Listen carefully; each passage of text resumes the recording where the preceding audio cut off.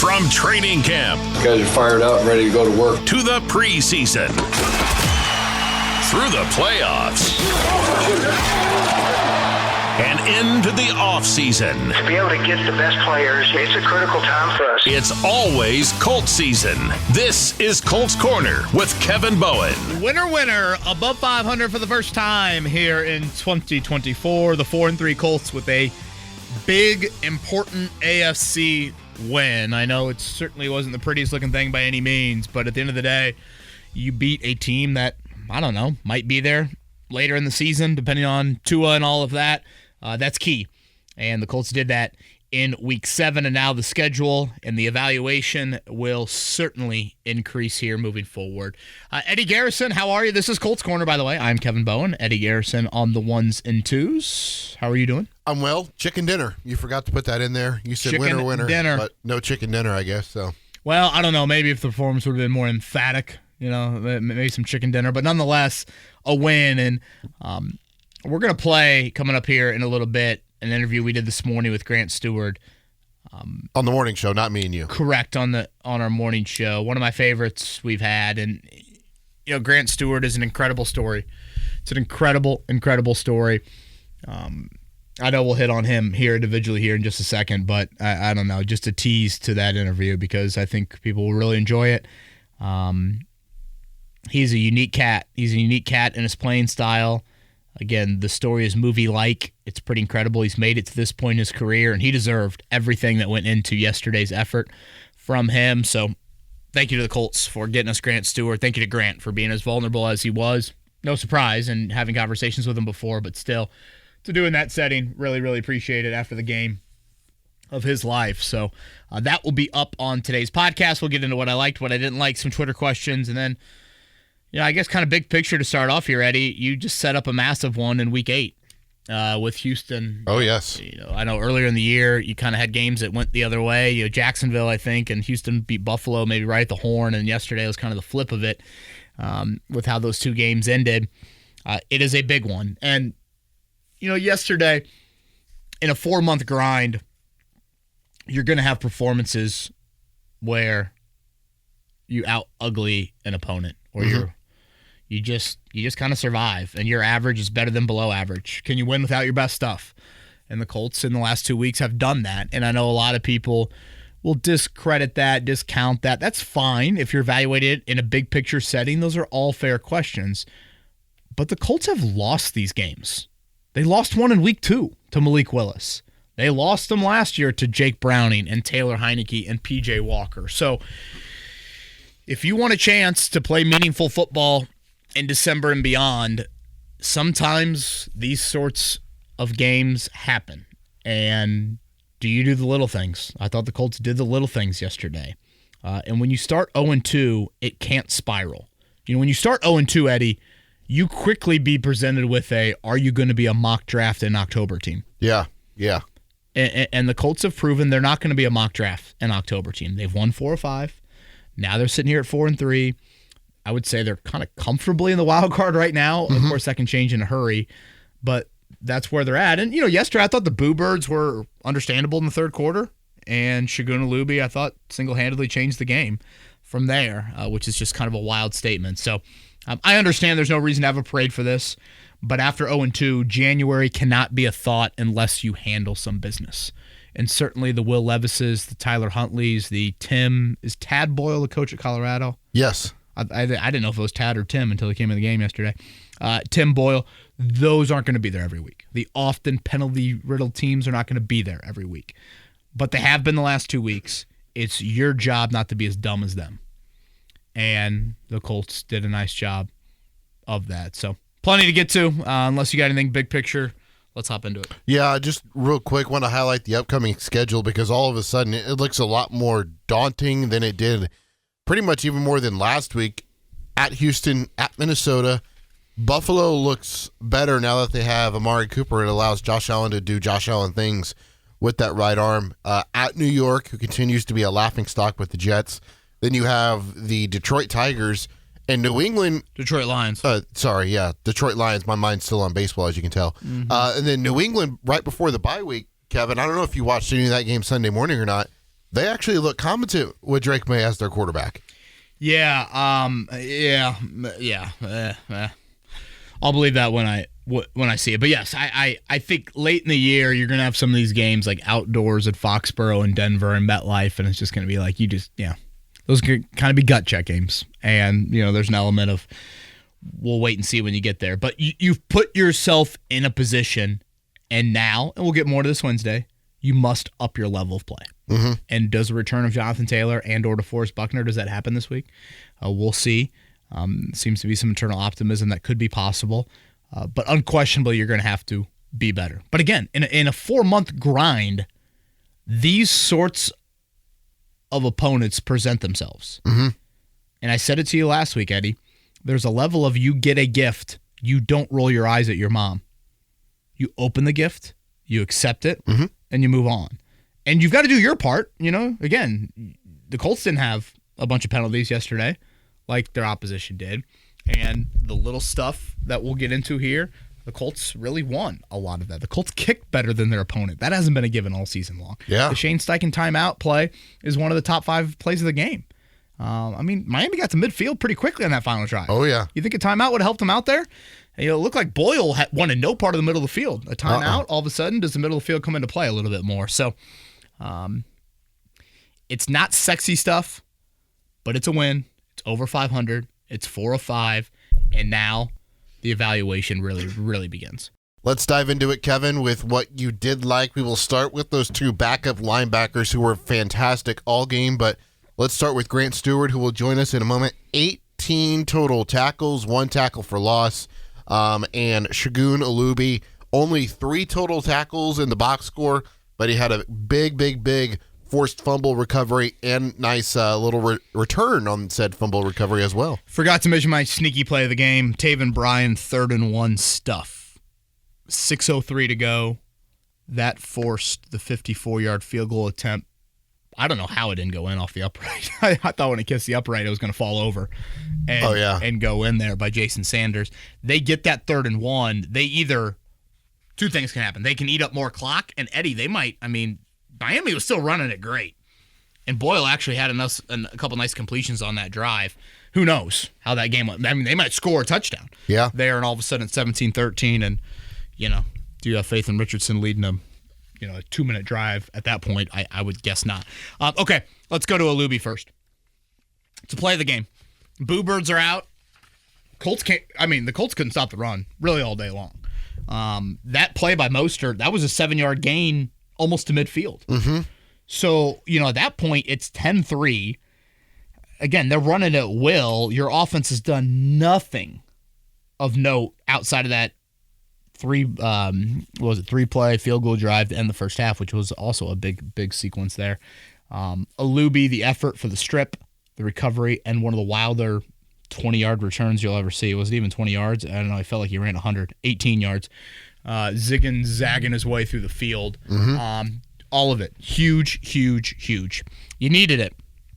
Really the Colts won this game because of that play by Alubi and then Stewart's play that Zaire Franklin stripped later in the 3rd quarter. Miami's on the doorstep of scoring right there. They ended up giving that one to Zaire. Just felt like they could have given it to the entire defense. And Taven Bryan pops on it. So, that was huge. 188 rushing yards. It was not a good day for the run defense at all. And yet those 2 plays can right so many wrongs. And they did. Again, Alubi and Stuard. I said this to Grant Stuard after the interview was over, so you aren't going to hear it, so I'll try to repeat myself here. I think the Chris Ballard evaluation over 8 years, and obviously I'm biased, but I think it's largely been accurate from my side of it. An area that Ballard deserves ample credit in, and one that I have grown to realize from his point of view, is the high character element. When you hear Grant Stuard describe his preparation, you're going to be pretty blown away by it. It is it's something that you just can't take for granted. I've had conversations with NFL players before that have said, like, I can't tell you how many times I've gotten to the end of the week and I'm like, boy, I hope I don't get in the game. Like, it's just one of those weeks where they've half-assed it. They haven't given it the preparation. Prepare like a starter. It sounds stupid cliche, but it's so important. And what happens on Saturday? I thought that EJ Speed injury was big news. Yes. I mean, go back to that Cincinnati game last year when you didn't have speed, how big of a loss that was in that game. And now all of a sudden, Jalen Carlisle goes out early in the game. And, Grant Stuart's needed even more. And Shagun Alubi's needed even more. And I don't know if people realize the full Grant Stuard story. First off the field story is incredible, and he'll hit on some of that here when he joins us. But him as an NFL player, Eddie, he had not played a defensive snap this season until Sunday. In his career, he had played 57 defensive snaps before yesterday. Wow. 57 on defense, 1,030 on special teams. It is Stuart's just a true Hollywood story. And that play he has, he stands up the fullback, Franklin comes in, Taven Bryan makes a play again. I mean, that's just a huge moment. And I don't think you can say enough. The game balls deserve to go to Stuard and Alubi more than they deserve to go to any other player. And I can't believe I'm saying that out loud, but that's what happened. And for those guys to deliver for you when you needed them so big. Grant Stuard deserved yesterday, and I hope you guys enjoy the interview when he joins us here in a bit. You said, 64 snaps defensively? I think I heard that on this morning. 23 special teams. So, 87 combined, easily the most on the team yesterday. Again, had played 57 defensive snaps in his career before yesterday. This is what he is. He's a special teamer. The Colts traded for him right at the end of the preseason a couple years ago, and just kind of a special teams demon. And Chris Bauer knows his linebackers, right, too? Right. You think about that position. And I thought Jalen Carlisle was having a nice game. 5 tackles and 21 snaps, yeah. Right, had a sack, ended that sack drought until, he had to exit there. So, we'll see if Carlisle is out for a while. Maybe Stuart is now your third linebacker here for a bit moving forward. So, without those plays, Eddie, in the third quarter, we're talking about a 3-4 Colts team. Yeah. I firmly believe the Colts lose that game. Huge. Grant Stuard, game ball. Shagun Alubi, game ball. I was listening to the morning show, and you used a very unique way of describing on Grant Stuard on the practice field. What was the term you used, like transformer or something? Transformer, yeah. Yeah. I was saying earlier, we've got a kid in our soccer team for the Boysenberries. He acts like he's a transformer out there. You're looking at him, you're like, oh man, he's off in his own little world. That's Grant Stuard. I'm like, what is he doing over there? I'm like, there is no one crazier than that man, but yet disciplined. Like he's locked in. He's taking his mental reps. That's how he preps. That's how he prepares. So, special teamers can be crazy, but they usually are crazy and they penalize. Yeah. They commit penalties. Stuart's not that. Like he's just, he is nuts. And the game of football has meant a lot. And he's gone through hell, frankly, in his life. And again, I think you'll hear that when he joins us. So, I know I'm, again, not supposed to kind of cheer for this stuff and try it's to hard not to, though, walk right? that line. Certainly, I try to walk that line. But, man, when Stuart started to have that game, I knew a good amount of his story. I thought, I really hope we can tell this, and I really hope we can share it. And we were able to do that this morning, and we'll throw that in here right before Twitter questions in a few. Last thing that you said that you liked out of this game were the little things that the Colts did. I think you already touched on one of them being, or two of them actually, one being the Shane Steichen special, as I like to call it now. I hadn't seen it at all this year. Did see it a couple times last year, where he lines up in a odd formation. You've got Rigoberto Sanchez and Matt Gay lining up as receivers. Then you put Anthony Richardson underneath center, and you force Mike McDaniel to sprint down the sideline and use a timeout. And during that last drive that Miami had, I'm sure they would have liked to have the timeout after the Devon A-Chain check down, where there were like 30-ish seconds left, and it ticks away to like 12 because they couldn't get lined up in time to spike the football. And the other play that you referenced earlier was the field goal by Matt Gay to end the first half. I thought to get points there going into halftime was critical at that time, just because your offense was struggling. Yeah, Richardson probably his best throws of the day. Oh, yeah. The ball to Pierce that he dropped, and then the ball to Pittman there that got you into field goal range. Little things. 3 points there. Stealing of the timeout. You were not penalized anywhere near the amount Miami was. You outkicked them. Kicking has been an issue. That Matt Gay field goal is right down the middle. There's no draw on that. There's no hook. Is that his first 50-yarder of the season? 52-yarder, yes, correct. And I think he'd only attempted one field goal of longer than 40 yards in the last month. So, we hadn't got into these like Matt Gay, oh my gosh, what's going to happen when he kicks sort of issues really. And yet, right then he delivers for you and gives you a little bit of life going into halftime. So I wonder if kicking from the left hash was actually beneficial just because of all of his misses being left. Right. I was curious about that right before he lined up. So, again, when it's a low-scoring game, when you're struggling offensively, these little things matter. And certainly the big things are the turnovers, Alubi and Stuard. But call me crazy, but if Mike McDaniel doesn't take that timeout, I think Miami could have easily won that game. Yeah. If they feel like they've got the middle of the field open to them on that last drive and they hit Hill or Waddle one time, that is in there. And I guess I should probably single this out as another thing I liked. Credit to Gus Bradley. Too often, I think the Colts have struggled in taking away the opponent's best player. Yeah. Of course, we know Nico Collins is Houston's best player, but make, I'm trying to think of Brevin Jordan, make some other random Texans player. Smith. Right, like Jonnu Smith yesterday. Make them try and beat you. And yesterday, and certainly a law firm of Huntley and Boyle help you out in this category. Law firm. But they didn't allow Tyreek Hill and Jalen Waddle to beat them. And they just need a touch or two. Waddle and Hill combined for 2 catches for 19 yards. And again, inept quarterback play is a huge, huge aid in that. But still, you didn't give them easy in those areas. And I think at times you've given those sorts of quarterbacks too many kind of easy moments there. So I think that's another thing. But just all in all, little things you did right. And if you do enough of those little things right, it can be the difference in a low-scoring game. And that was exactly that. And I go back to that 3rd and 1 stuff by Taven Bryan. Again, it might not seem like a huge play. It's not a turnover, but that was something. Trying to remember... 2 sacks? Latu got one yesterday, and so did Jalen Carlisle. Mm-hmm. Yeah. Yeah. So Latu got that with a tight end opposite him. So, yeah, I thought, certainly a little bit better there in the pressure department. 5 quarterback hits yesterday. Yeah. Again, I like to see a few more passes defense, but I did think Jalen Jones and Kenny Moore had a couple big ones. Kenny had that one late in the first half, which allowed you to kind of get off the field at that point, and then you turned it into 3 points right before. So, little things. Do you have anything else to add in terms of things that you did like from this game? That pretty much covers it. Tyler Goodson? Yeah, again, I wanted to see Goodson have more carries than Sermon, and we did see that, so I like that. And I just think the defense hasn't allowed a fourth quarter point in the last 2 weeks.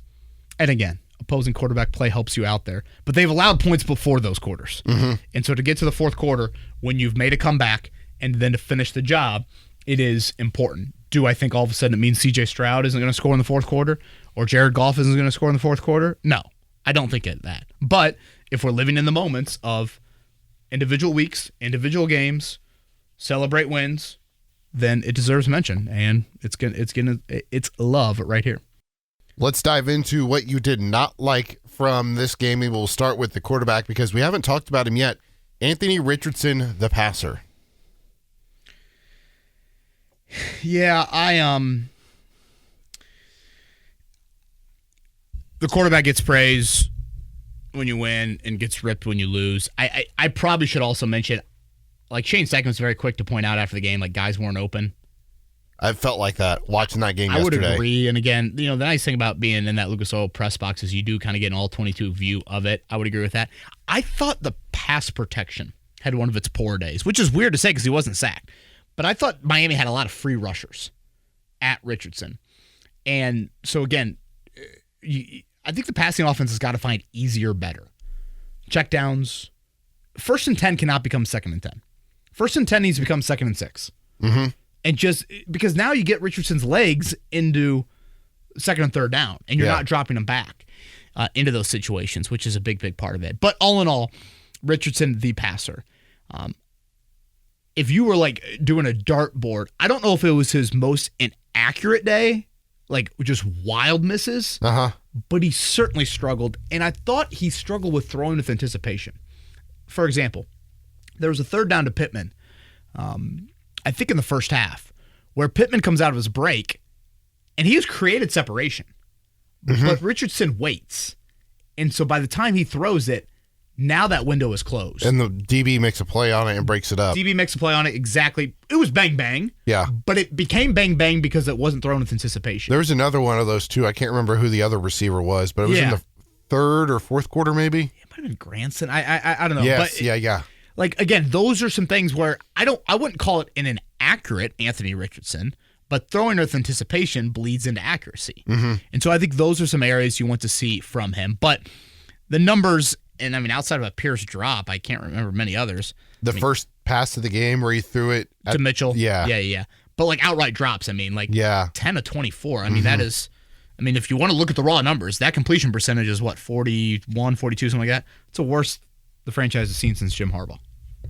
I mean, you got to go back 28 years. Wow. You know, it ties Carson Wentz against New England, which we all remember that night for Jonathan Taylor, you know, running into the nightlife, really, of Lucas Oil Stadium in that Saturday night game. And Wentz was awful that game. Wentz was 5 of 12. You double those numbers. Richardson was 10 of 24 yesterday.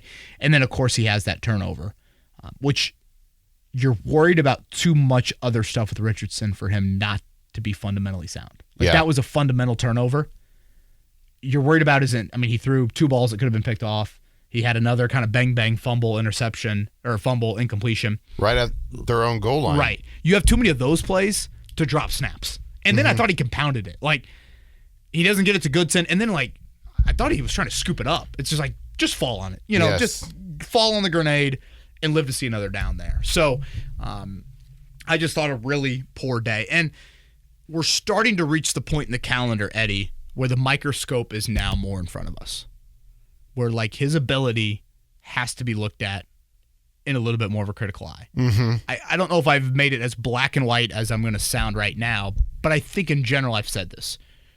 The Richardson evaluation period for me extends until you have to pay him. And so that's the 3-year window. That's when you pick up the 5th-year rookie option or you don't.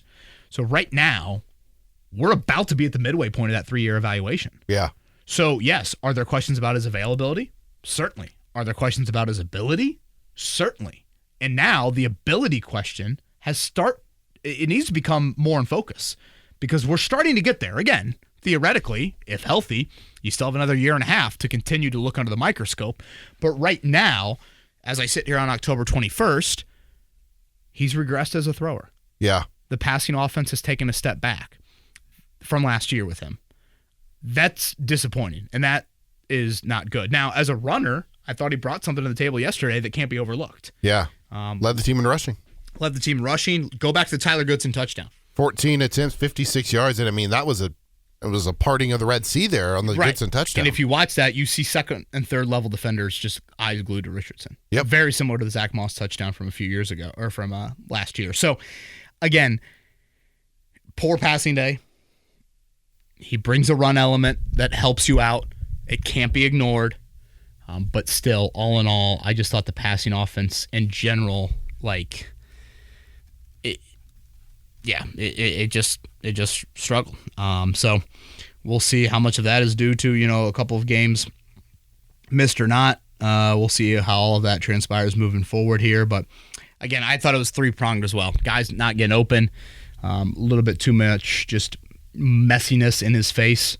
But I don't want to ignore that he did run it pretty well. 14 carries for him. I think he had several of them went for first downs, so that was obviously a big element. Josh Downs doesn't get targeted till the third quarter.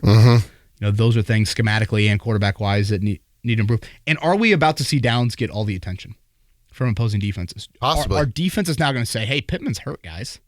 We don't need – and Pierce, just put the fast corner on Pierce. Yeah, they put Ramsey on him for the most part yesterday. And I thought there was some times like Ramsey on Downs a little bit in that slot, the underneath stuff. So I think they put Ramsey on Downs on like third downs because they know how important he is on those. So I'm curious if that's what we're going to start to see more and more of. And again, Miami was missing really all their best pass rushers. So, for them to have dialed up that day, which it was mostly from blitzing. Okay, when they blitz, that means good play for you or them. Can you find that there? So that just comes down to guys winning on the outside. And guys winning, pre-snap identification, those sorts of things. So all in all, Richardson's the quarterback. He gets blame. There are some pieces of the pie to it, but just a poor day. What I was going to add there about guys getting open is that last year, I don't know the exact ranking, but I know Colts wide receivers are in the bottom half, maybe even the bottom third in terms of separation with their wide receivers. And I feel like Richardson's development as a passer probably will be benefited by the time that Adonai Mitchell is finally playing to the level in which the coaching staff is confident in him of going out there and performing, because we've talked about it numerous times, Kev. He's the one guy in that receiver room that can generate separation on his own. He doesn't need a pick play. He doesn't need to go across the middle of the field. He can be one-on-one on the outside and win and get open. Yeah, and he had that nice comeback route on the sideline. He almost broke a tackle there and made a big play. So, yeah, that'll be an important element too. The other thing that you did not like in this one was the run defense. We've already briefly talked about it, but Devon Achane and Raheem Mostert and Jalen Wright, for that one drive that he was in there, they pretty much had their way. Over 180 yards rushing. I think they ran the ball 40 times, but the one thing I do think the Colts did a good job on was not allowing like the huge chunk runs yesterday when some of those holes were gaping holes that weren't even like slow developing plays either. I can't emphasize that enough. They were massive run lanes, and that to me remains a concern. It's probably the most consistent weakness we've seen so far this season for the Colts. And again, how much of that is DeForest Buckner leaving midway through week 2? But still, that is just such a concern, I think, moving forward. I thought your D tackles had a rough start. Raekwon Davis had that big offsides penalty early on. Grover missed the tackle on the 3rd and 10 screen, and next thing you know, Johnny Smith's in the end zone. So, Miami really controlled field position, I thought, for a good chunk of the game due to their ability to run it. Mm-hmm.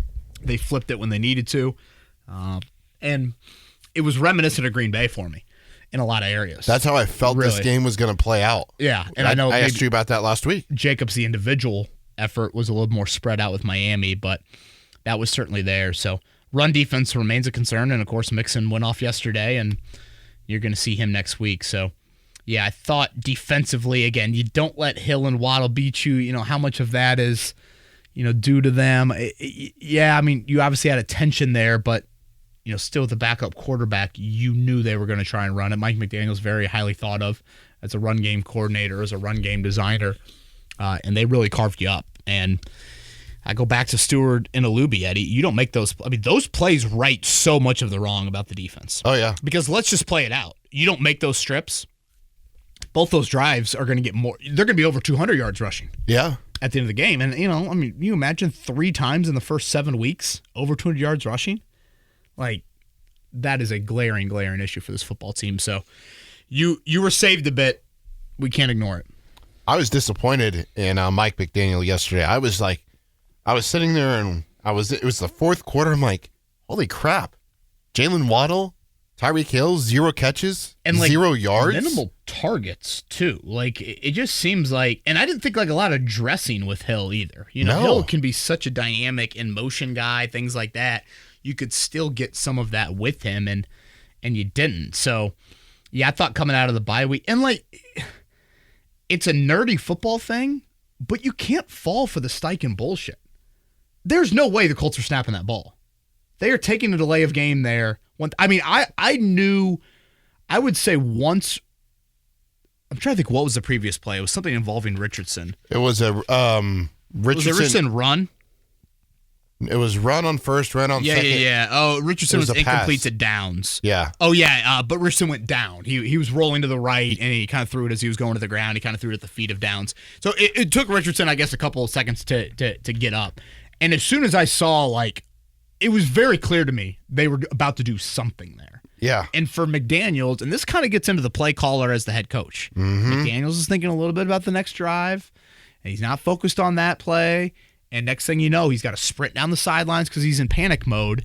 And if they just would have kept their base defense out there, the Colts aren't snapping that. From the 4-yard line, you think the Colts are going to snap it? With a kicker and a punter on the field? Right. In a 10-10 game when Miami is, neither team's moving it at that point. So, and credit to Steichen. Steichen tries it a lot. He tries it in different ways. Mm-hmm. Oftentimes it's with punts, at midfield, which a lot of teams do that at midfield with punts. But he's done this before, where he'll just take a delay a game there. Matt Gay's field goal will become 27 instead of 22. I love it from Steichen that he tries for it, but it is kind of crazy that opposing coaches fall for it. But little things can add up, and that added up. What a huge play that was.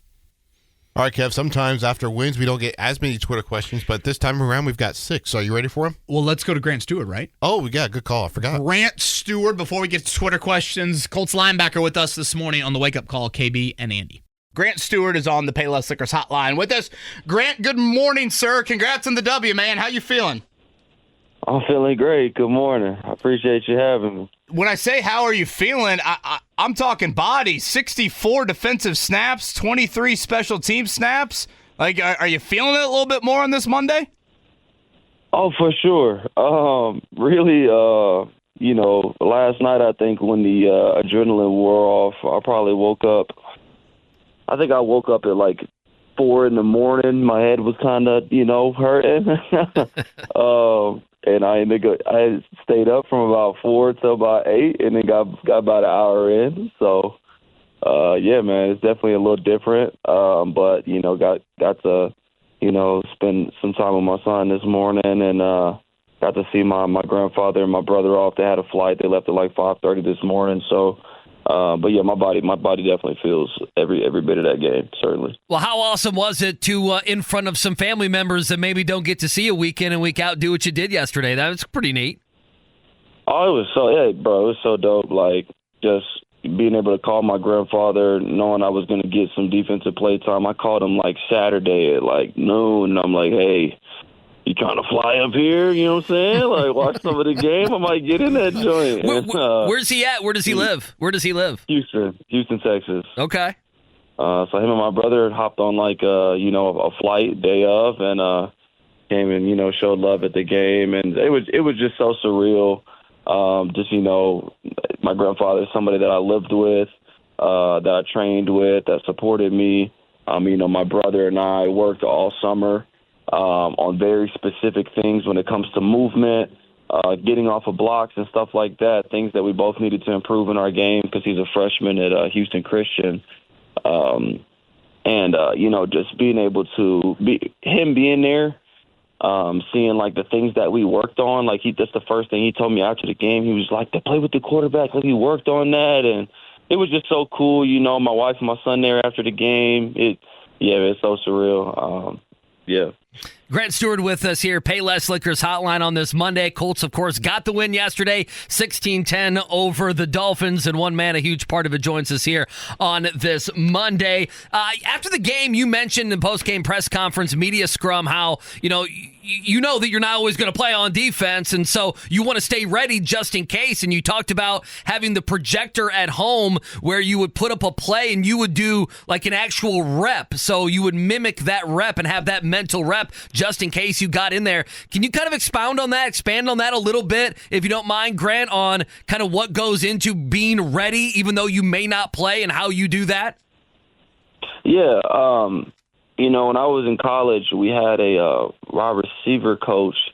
I think his name was Coach Guyton, and he played receiver or quarterback at Ohio State.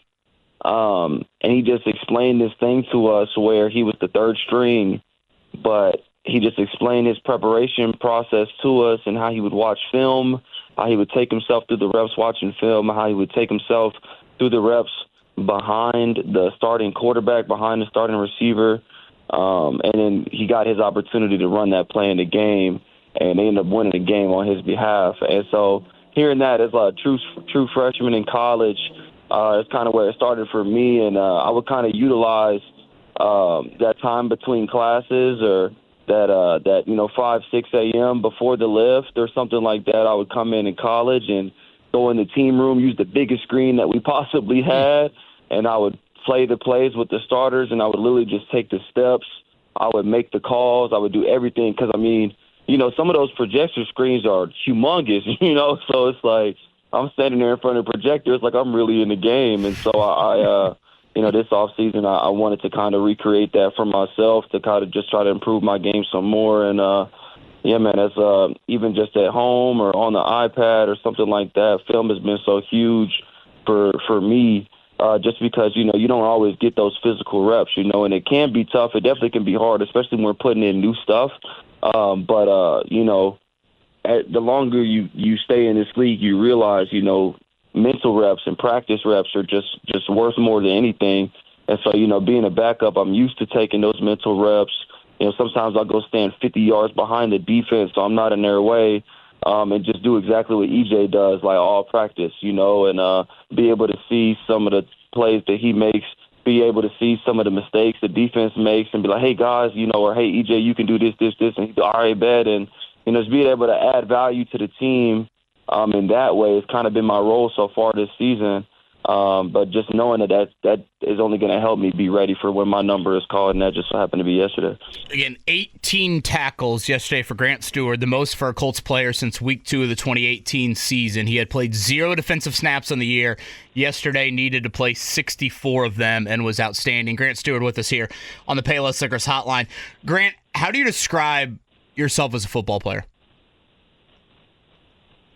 I would say relentless energy. That's kind of my motto. That's kind of what I feel like I bring to the table. Anytime I'm operating outside of that frame of mind, I do not do well. So if I start overthinking, or if I start trying to conserve energy, or if I'm not fully involved in the game, even if I only play 4 snaps on punt, I have to be energized. I have to be involved in the game. I have to know what's going on. I have to get the call from my coach. I have to be coaching up my guys on the sideline, because that, man, just keeps me in the game. I feel like that's my strength, and I try to play to my strength, But, yeah, man, just relentless energy, maximum effort, just being a guy that I might not be the biggest, fastest, strongest, or, best in any category, but, I'm going to give my best effort out there. You're going to get everything I got on the field, Thank you. I feel like you've kind of hit on it at different points in this interview, so I don't know, maybe I'm just asking you to expand on it a little bit further, but when I watch you at practice, there's times where I'm like, that dude looks like a transformer out there. Like you're in your own little world, it seems like, and just how locked in you are. And like you said, you're away from the team, but you're clearly beyond locked in, and it goes back to how I described you to start the interview. Watching you play, yeah, it's with hair on fire, but yet you're disciplined. It's not like you're special teamers out there that are crazy. They sometimes commit a bunch of penalties. That's not you. I guess, where's that rooted? Where does that come from? Has that been something you learned in high school, Houston? You obviously have an incredible life story. Why is that so part of your makeup?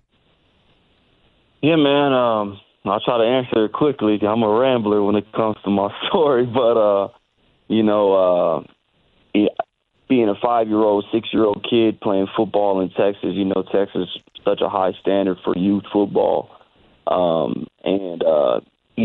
Being a situation I grew up in, my mom and my dad being absent, whether that was due to drug addiction or prison time,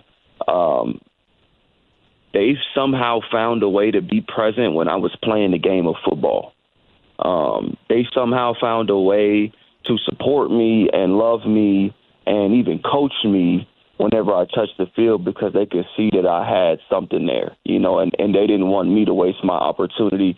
So football early on was my way of feeling loved, was my way of feeling seen, was my way of feeling like I was somebody. My identity was in the game as a 5-year-old.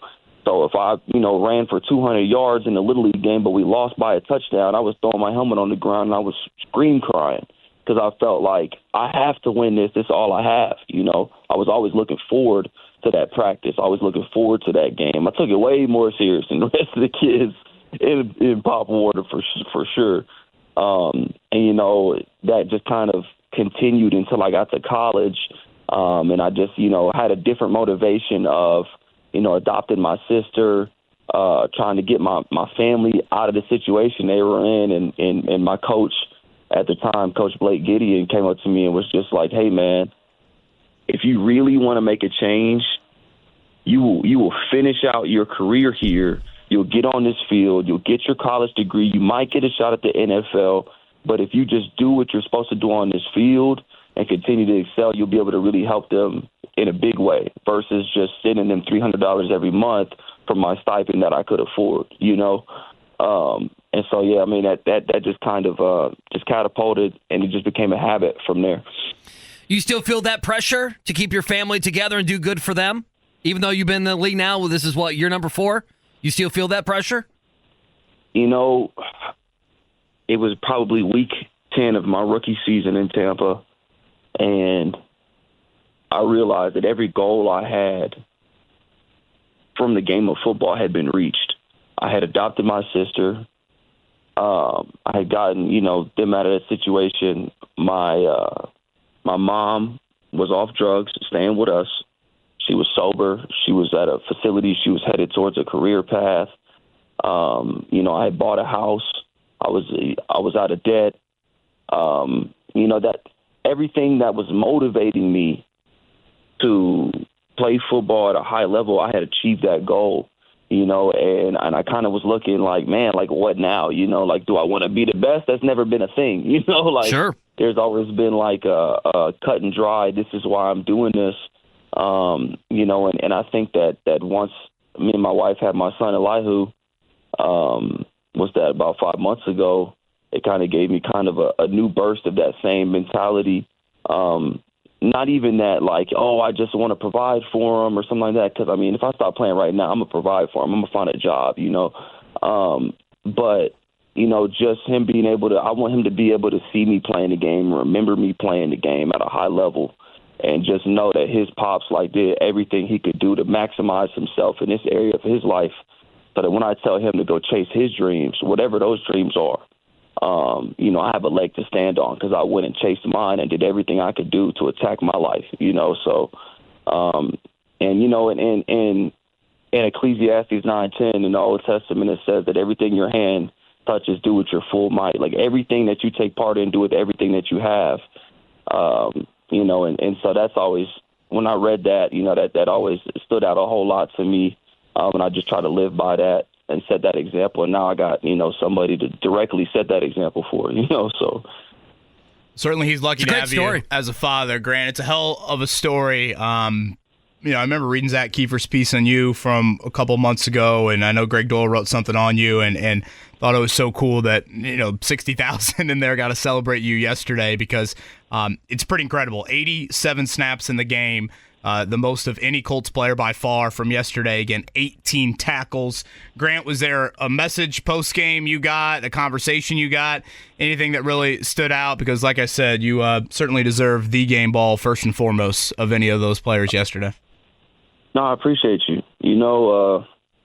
It was kind of one of those things where it it felt like the ball just kept rolling my way. It was I just was almost surprised by myself that I was getting off a block so well. Like, just because you only get one padded practice a week, and that's about to dwindle moving forward as the season gets into November. You strike me as some dude that wants 9 of them. 2 of days. Absolutely. Yeah. I want to work on the game. You know what I'm saying? Like, I want to work on what I need to work on. And so that Wednesday, is super important for me. And, I don't get those defensive reps on Wednesday. I get those scout reps or punt reps and stuff like that. And I try to work on getting off blocks, but that's, been a weakness in my game in this league. But I just really mentally and after practice working on it and watching how Z places his hands on blocks and watching guys around the league. I watched 2 games against the Dolphins. It was just, okay, if this guy comes to block me, this is how I have to get off the block. If this guy comes to block me, I got to use my hand here. I got to use my face against this guy. I might have to use the top of my head against this guy because his arms are so long. But just watching other guys around the league, watching us do it, and then watching the teams that played the Dolphins and just feeling that execute. And, that starting center for Miami was the center last year in Tennessee when I got to come up and play base defense. And he pancaked me like 3-4 times in that game. And so being able to, almost feel that redemptive experience and, see us win the game and defense having so much to do with it and me having a hand in that, and I didn't just ruin the whole thing, it was definitely surreal. Like, tears definitely started to fall as soon as, like, the team started celebrating and guys came up and, came and hugged me just joy, just happiness. Because I couldn't even imagine anything better, and then just my guys, Zaire making all them plays, Shegu coming in, getting a forced fumble, JC getting a sack. Like, it was just a wonderful experience for our room. I think that we really needed that. We worked really, really, really hard, I've been in 2 different organizations now, and I can tell you that the Colts is bluecollar.com, as far as what Ballard brings in there, and the standard that we have for each other every single day. I'm at home right now eating some oatmeal on my porch talking to you guys. So I was trying to spend some time with my son, but Zaire is at the facility right now lifting weights, 100%. I'm sure he is. Grant Stuard with us had just a great game, 19 tackles yesterday in the Colts 16-10 win over Miami. Last one for me. I think it's the biggest play of the game. If not, it's the second biggest play of the game. You stand Alex Engold up. Zaire comes in and gets the fumble. Brian lays on the ball, and that's such a huge play because it looked like, huge. It looked like late third quarter. It might be 17-10. What did you see specifically with that play? Man, there was a certain defense we were playing where I couldn't be super aggressive in the run because I had Jalen Waddle on the deep route. And that's a fast guy. So if I just take off downhill, I have, somebody that I have to cover. And so my coach was just saying, play the run, this and that. And so I looked and I told, my safety, I'm like, if I play the run, you got to have my back. And he's like, absolutely. I was like, if they get in this certain formation, you can play downhill, play to their tendency, I'm going to have your back. I'm like, okay, cool. And so literally that next series, here it goes. They motion to that formation. I look at JB. He gives me the head nod. I trigger downhill. I see the play unfold. I thought they were giving it off to the running back. The fullback just hit me in the face with the ball in his hand, and I just start running my feet, almost instinctually. As a shorter guy, all my tackles are around the hip, around the knee, foot area. So me coming, head to head with a guy, I know I have leverage, I know I have an advantage, but it wasn't like I was calculating or anything. I just shot my shot, and just ran my feet. Just tried to hold on for dear life and tried to, throw him out the club, as we say. And, Zaire came in there, Nick Cross came in there, Taven came in there. It's just, I just think it's a testament to our defense, our communication, the work that we put in, man. And, we preach on all 11 hats flying to the ball. And I think that's what that play, no matter who it is, we all had that same mentality. And that play just, emphasizes that. Grant, I speak for my co-host Andy, our producer Mark, and many listeners. Thank you. Such an inspiring, real story. We appreciate you sharing so much of it with us. Several listeners have already reached out saying that this is one of their favorite interviews they've ever heard. And just congrats. I mean, you've been through hell, and to make it to the NFL and have the day that you did yesterday, you deserve it. And your son is lucky to have you as a dad as well. So congrats on everything, Grant. Stay healthy the rest of the year, and we love watching you play football. All praise to the Most High. I appreciate you guys, man. You guys have a great one. Unbelievable story. It's Hollywood. It is. I mean, it's Hollywood. Well, I want to say it's Hollywood, but I also want to make sure I'm respectful of Grant Stuard's story. Yeah. Because it's dark. It's dark. It has a ton of darkness in it in regards to his parents, in regards to his own life. Mm-hmm. And I meant it. I mean, that son is lucky to have him as a role model and someone that's experienced so much. And he deserved that. He deserved the celebration of yesterday. That is one of my favorite interviews we've ever had. So I'm glad you guys could enjoy it. Hopefully you found it as enlightening as I did. And thank you to Grant Stuard for sharing that. Yeah, I'm just glad that he was as personable as he was and open, because sometimes, those athletes get into those settings and they're super walled up. They're like, oh, you're the media, I don't want to talk to you. And I get it. And I get it. I mean, I'm certainly not one that I think Matty Bone would be the first one to say I could work on some vulnerability in my life. So for Grant Stuard's willingness to share that, it's pretty darn inspiring. So sports are awesome. And the Grant Stuard story is one of the reasons why. All right, take 2. You ready for those 6 Twitter questions? Let's do it. First one starts, is this our mutual friend here at the fan, Jimmy Cook, or is this a different Jay Cook? I think we have another Jay Cook. Okay, so this is Jay Cook. Mm-hmm. Grant has been great if you look at him on special teams, talking about Grant Stuard, who decides when these guys get called up. Let me guess. Gus Bradley? 2 years ago, I thought he should have been a starter, at least rationally. Good for him, though. I mean, I guess credit to you if you wanted to stand on a table for Grant Stuard a couple of years ago. I don't think we could be griping about linebacker playing time in the Chris Ballard era. Can we all agree on something? The Colts have been excellent linebacker under Chris Ballard. Yes. Like, Zaire Franklin's pissed a few weeks ago when Matt Eberflus shows up of, hey, I should have played more. If we could sit Zaire down, I'd say, for who? Bobby Okereke? It's like Darius Leonard at his peak. It's like, Anthony Walker was on the Dolphins yesterday. I thought he had a fine career when he was here. So yes. I just don't, injuries led to this. And look, Jalen Carlisle was playing pretty good football yesterday. I know. Until he got hurt. So this is part of the depth chart. I think EJ Speed has deserved to have the role that he's had. I think Zaire Franklin has deserved to have the role. I think we can just universally celebrate it and not be overly critical of linebacker playing time. The Colts have had great quality depth at linebacker since Ballard took over. It's probably, I don't even think it's probably, it's his greatest, it's probably his greatest bullet point on the resume. Mm-hmm. Like the most clearly defining bullet point is what he has done at linebacker. So excellent. And I genuinely mean this. And I said it earlier, and I probably should expand on it. Character can be really real. Mm-hmm. Really real. And Grant Stuard is, and Shagun Alubi is an example of that.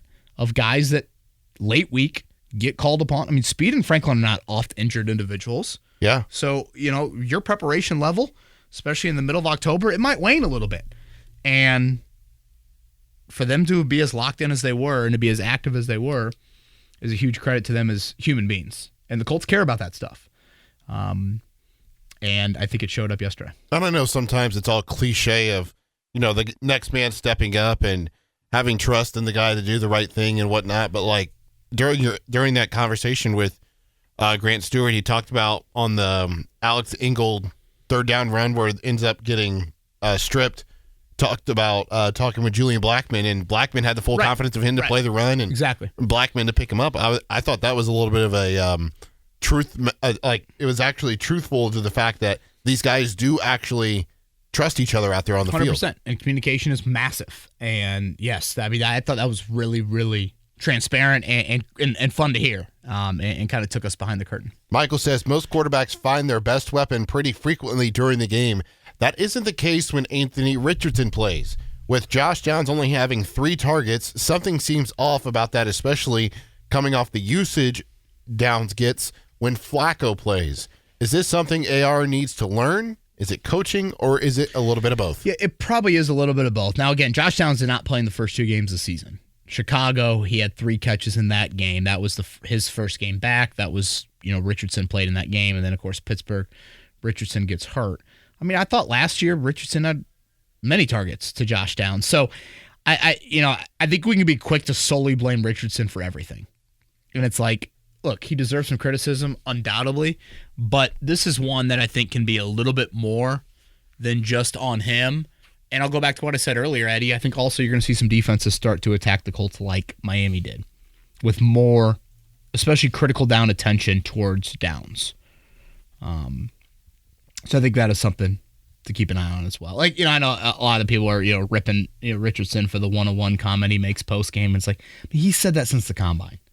And, like, that was in reference to, him as a runner. Like, I thought on the scramble, he had a couple scrambles yesterday that were just pretty Houdini-like. Mm-hmm. Like, on that one, he's got to get out of bounds. When he tried to take Ramsey on, about 20 yards down the field, near Miami sideline, kind of near the goal line. Again, that's just, you've already done enough. Get out of bounds. Live to see another play there. So, how about the cheers on that first run of the game for him and these slides? The first slide. He had another slide late that I thought he did too early. And that's the fine line you get into of where he's at as a slider. But Downs and scheming him up and the chess match with that, I think will be something to continually watch.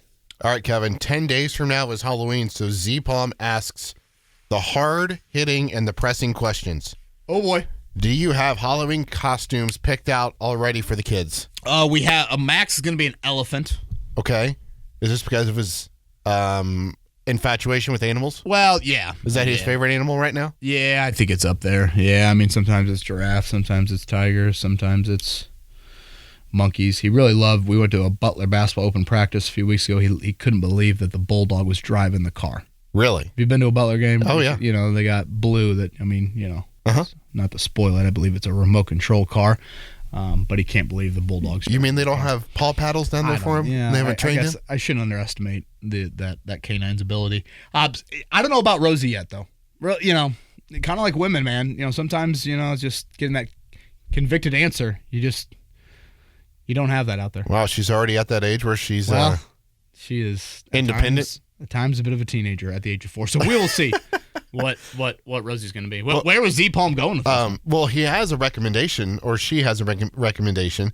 If not Rosie, if Rosie doesn't have a costume, doesn't sound like that Rosie does, she could go as a screen, and if Max doesn't want to be an elephant and you need to get your money back, you can return it and you can dress him up as a draw. I think all of Indy would be scared because why can't the Colts recognize and defend those? Screens and draws, a scary sight right now in Indy. That is good. That made me laugh. 3rd and 10. Right at the middle. And Smith had a big screen late, didn't he, too? Yeah, he's the one who jump-started the that last drive for Miami, right? Towards the Colts sideline. Yeah. And, screenplay is so much about recognition for me. And anticipation. And, I feel like Kenny Moore is usually great at that stuff. I noticed it on the 3rd and 19 play, for example, the Pollard last week, and even the 3rd and 10 to Jonnu Smith for the touchdown. The guys at the second level, I oftentimes think those are the ones that make the play. First level, their responsibility is still largely to get after or get upfield. Sometimes, like Grover Stewart, he recognizes it, but now he's diving, kind of down the field, and he does miss a tackle. But again, it's the second level anticipation that, can you beat the fat offensive lineman to the block? Yeah. That's usually what wins or loses that play. And I feel like at times they've gotten to the second level too easily and they engage too easily. So Franklin, Blackman, those guys at the second level you think of. Cross, I think, kind of got washed up in the 3rd and 10 as well. Those guys seeing it, recognizing it, and then just showing your speed and athleticism to beat them to the spot. Craig says, hey, an ugly win for sure, but a win is a win. Do you think Shane Steichen will use the no huddle with Anthony Richardson to mix things up and get the offense going? Last time I remember them using it was last year in the comeback against the LA Rams, which coincidentally was one of Anthony Richardson's best halves in his short career. So they sprinkle in tempo, I would say a decent amount. The issue is they usually wait until a first down, and then they kind of go hurry up. Because typically what happens, a first down happens and the defense they substitute. Yep. Or they would like to get a new D-line in there, and the Colts will look at that. It's a little wrinkle that Steichen uses a whole lot. They want to keep personnel on the field. Well, the Colts have struggled to get first downs, so that is a reason why. So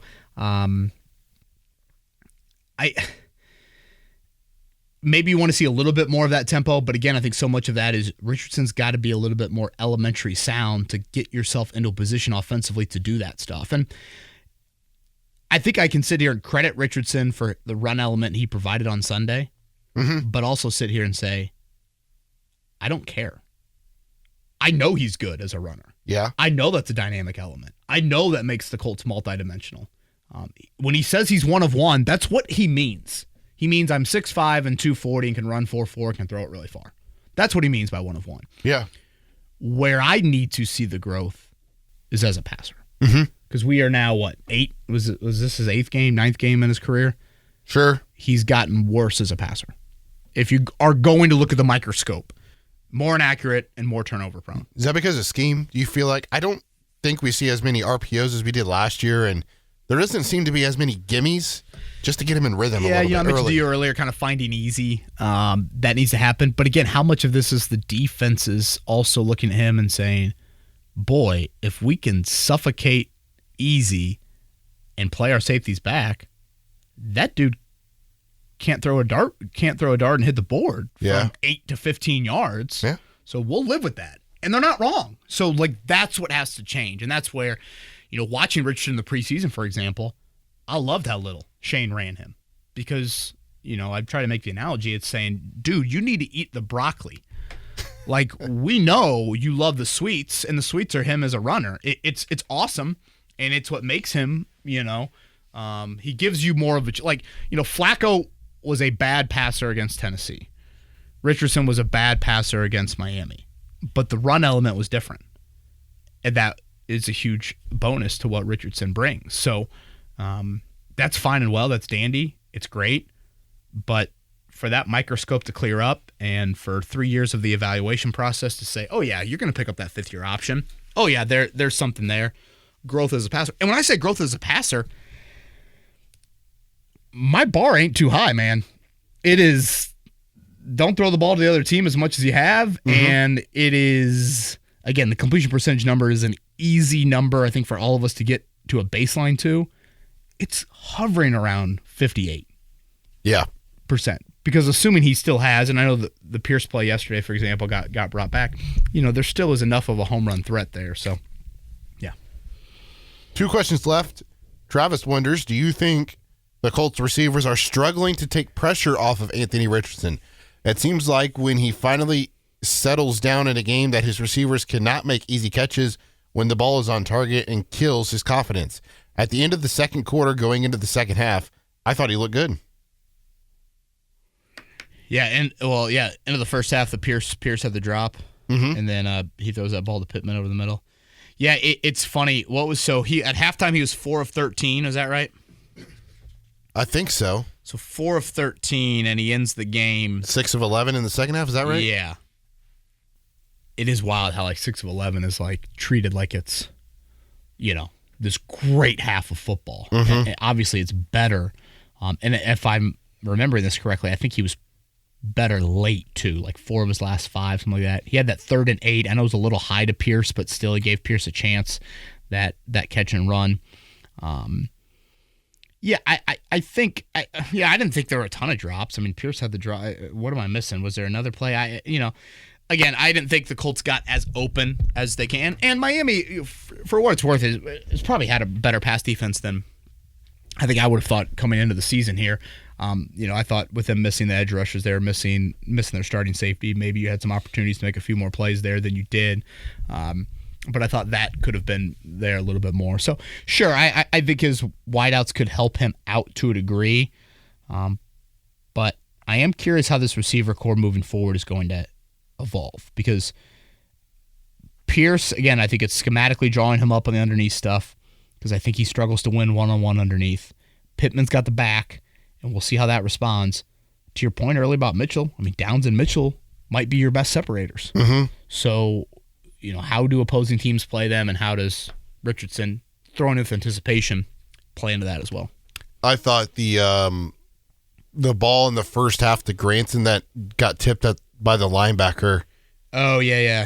That was a touchdown. If he just layers that just a little better, because Granson was open going up the seam and would have walked into the end zone if Richardson gets that over the backer. And then, of course, he had that late throw to Pittman down the sideline where it is just barely over the corner's fingertips to where he can't alter it, and Pittman was still able to haul it in. So I think, it's nice seeing the progression within the game, but just more consistency in those types of throws is what I think that the Colts need to see moving forward the rest of this year, especially. And if I was in the Richardson carry the water camp or give him benefit of the doubt, however you want to describe it, is there any part of us that should sit here and say he had missed 2.5 games?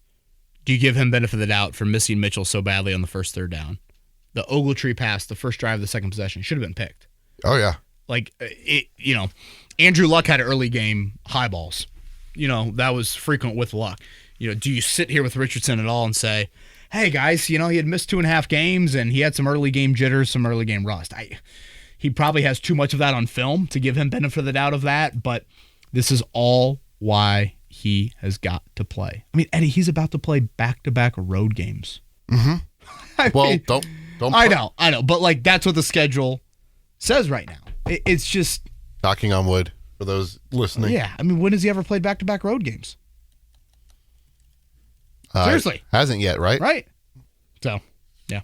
Not to mention against quality opponents. Last Twitter question is from Jake. He says, rate the take: bland, mild, hot, or spicy. In the next 5 weeks, the Colts will know if Anthony Richardson is their future quarterback. One more time. Bland, mild, hot, or spicy. In the next 5 weeks, the Colts will know if Anthony Richardson is their future quarterback. Oh, this is a good one here. I would say bland, mild, hot, or spicy.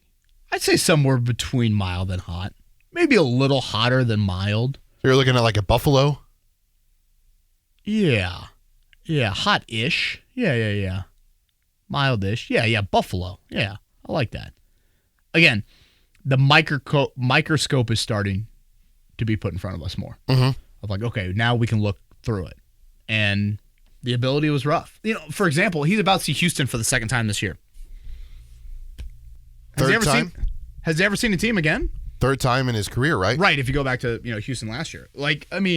And that's twofold. That is him seeing them and them seeing him. Mm-hmm. And how do you react to those things? Okay, if fast forward to December, he's going to see Denard Wilson for a second time, and Brian Nielsen in the season finale. Like those sorts of, I guess he didn't play in the Jacksonville game, but you know what I'm getting at. He's starting to see things for a second time. He's going to play in the building that he started a game in last year, this Sunday in Houston. So all of that is just, okay, string it together. That, for now, that puts the availability question to the back burner. The ability question is there. And if you were going to make a linear graph of his ability right now, or make a graph of it, it would be a graph that is pointing downward. Let's say it started at 60%. I would call it, more of like a 40%, and it's dropped. Mm-hmm. And so now, is that going to go up? Is it going to stay there? Is it going to go down? Mm-hmm. Is the availability going to pop up again, and we have to pause the graph for the umpteenth time in a row? Because for our people out there that want to believe in Richardson more than any other and want to be patient with him, go back to Josh Allen's rookie year. You will see games in there that look like 10 of 24 for 120 yards. You will see that. You'll see him miss a month due to injury. You'll see all of that in Josh Allen's rookie season. If you want to be optimistic, sure. And if you want to be someone that probably is a little bit more realist, you'll say, show me where Richardson's been good for a stretch or two dating back to Florida. And you will have plenty of evidence that would support that. So that's where we're at. But again, right now, the ability question is very much there, especially with him as an accurate thrower. Allen had a game. Here are a few of Allen's worst games his rookie year. 20 of 41, 13 of 26, 18 of 36, 8 of 19, 16 of 33, and 6 of 15. Well, and throw some of these yardages in there, Eddie. I mean, the yardages weren't great either, right? Let's see. I mean, it was inaccurate. 74, 151. 74 passing yards in a game? Yeah, that was his first game, yeah.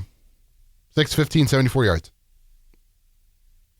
So again, it's not like he is, even Richardson with 9 completions in a game and he throws for 200 yards. Like it's the yards per attempt is down. He had one game where he was 8 of 19 for 160 yards. That was because he had a 75-yard touchdown in there. Well, there you go. So again, that is all part of the, you let him experience all this. I mean, what the hell is Carolina getting out of Andy Dalton right now? Oh, not getting Bryce Young Nothing. killed. Yeah, it's dog shit. That's what they're getting. That's 2 curse words in the swear jar, Kevin. So you play it, you experience it, you see what happens. Joe Flacco on Manningcast tonight. That's right. Yeah.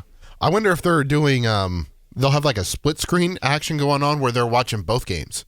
Because on the Omaha Productions tweet, it has both games listed on the the second game lineup. is ESPN Plus tonight. Correct. Cardinals and Chargers. Yeah. At 9 o'clock. All right, he is Eddie Garrison. I'm Kevin Bowen. Thank you to Grant Stuard. I hope you guys enjoyed that one. We'll be back Wednesday. Huge. And it starts right now, man. It is your non-conference schedule of FCS opponents is over. It's time to play SEC football, and you're about to hear coming up in the next month plus. Everybody have a great week. We'll talk to you Wednesday.